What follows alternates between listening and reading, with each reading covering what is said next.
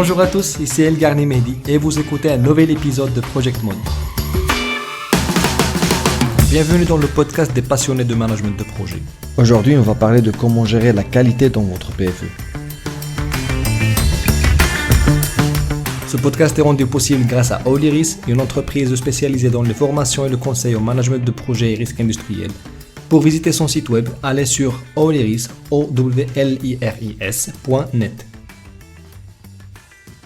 Dans le dernier épisode, on a vu comment gérer les coûts de votre projet pour le livrer en respectant le budget alloué. Dans cet épisode, nous allons voir comment gérer la qualité de votre projet pour l'achever conformément aux exigences de qualité requises.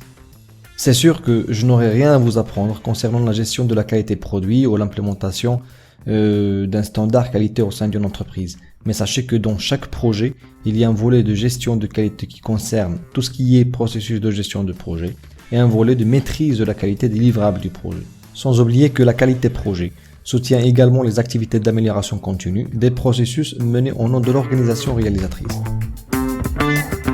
La qualité doit avoir une place centrale dans votre manière de gérer vos PFE, car le non-respect des exigences de qualité peut entraîner des conséquences négatives graves pour les parties prenantes du projet.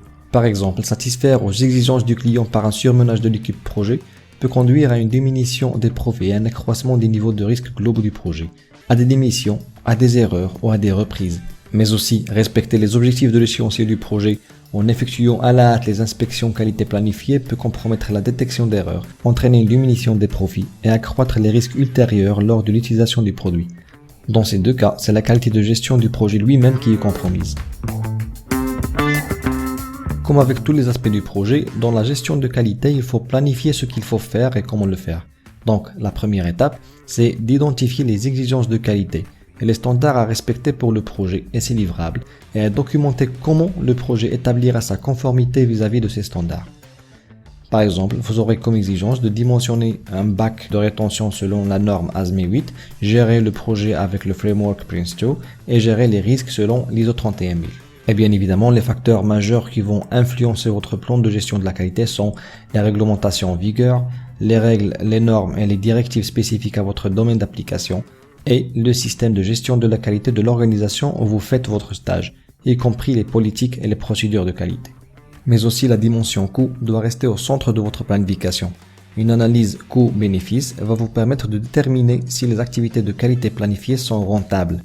C'est vrai que les avantages principaux de la satisfaction aux exigences de qualité sont plusieurs, notamment une diminution des reprises, une plus grande productivité, une réduction des coûts, un degré de satisfaction accru de la part des parties prenantes et une meilleure rentabilité. Mais il faut tout de même évaluer le coût de votre démarche qualité en comparaison de l'avantage attendu. Comme sortie alors, vous aurez un plan de gestion de la qualité contenant les standards de qualité utilisés pour le projet, les rôles et les responsabilités en matière de qualité, les livrables et les processus du projet faisant l'objet d'une revue de la qualité, les outils de qualité qui seront utilisés pour le projet, et enfin, vous aurez les métriques de la qualité qui sont les indicateurs du niveau de maîtrise de la qualité de votre projet. La deuxième étape est de gérer la qualité, ce qui consiste à transformer le plan de gestion de la qualité en activité. L'intérêt principal ici, c'est d'augmenter les chances d'atteindre les objectifs en termes de qualité et d'identifier les processus inefficaces et les causes de qualité médiocre via des audits par exemple. Vous pouvez bien sûr faire appel au département qualité de l'organisation afin de vous aider dans la tâche. Comme sortie, vous aurez l'élaboration des documents d'évaluation qui sont utilisés pour évaluer la réalisation des objectifs de qualité. Ces documents peuvent comprendre les checklists et les fiches de contrôle par exemple et constitueront la base documentaire qui vous aide à faire les contrôles qualité.